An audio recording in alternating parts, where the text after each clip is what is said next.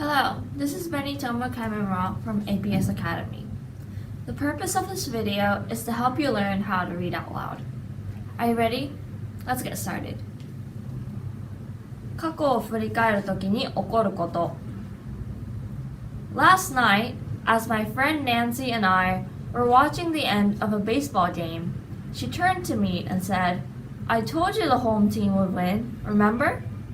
But before the game, we had discussed the home team's chances of victory, and she'd estimated their chance of winning at about 50-50. Was Nancy lying to me?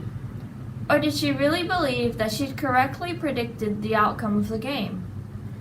Researchers would tell us that the latter is the case, and that she was revealing one type of hindsight bias.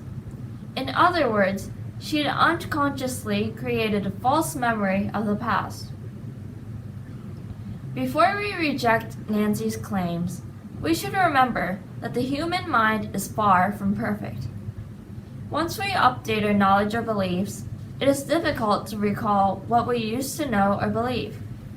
At the same time, we have a basic desire to see the world around us as predictable, and ourselves as able to understand events and situations, even in advance.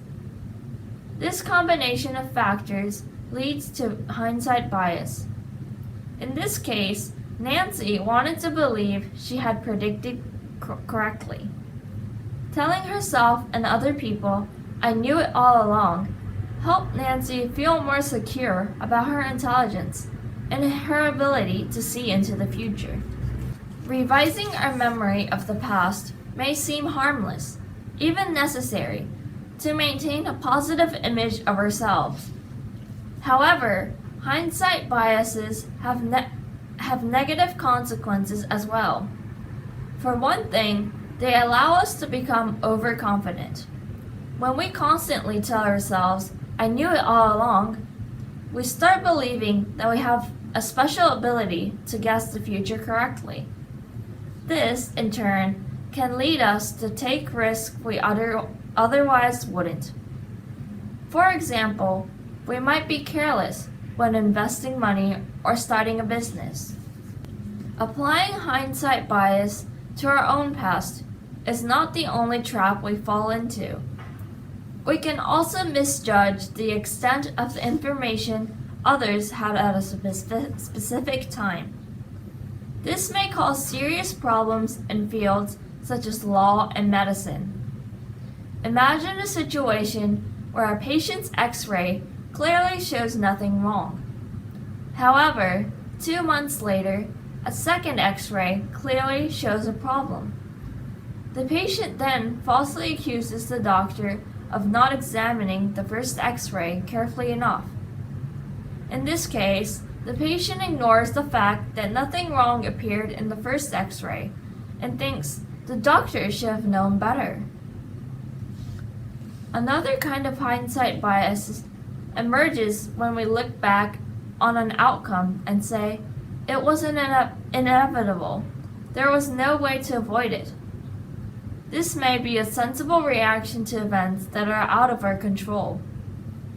A natural disaster or surprise terrorist attack. But imagine a high school dance team that has lost an important competition saying, "Our performance didn't matter. The judges had made up their minds before we even started." This might not be a bad guess. They, however, are neglecting to consider other potential factors. If this myopia keeps the team from looking at ways to improve their dance routine, they're likely to lose the next competition as well.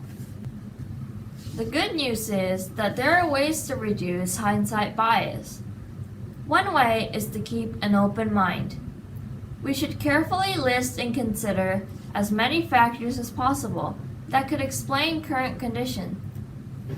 At the same time, we can try to imagine other possible outcomes. Finally, and perhaps the most importantly, we need to be more realistic in our view of the world and of ourselves.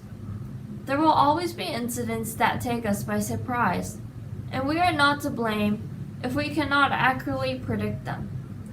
Hindsight bias may be a natural response to the world around us, but the more aware we are of it, the more sensible we will be. How did you do?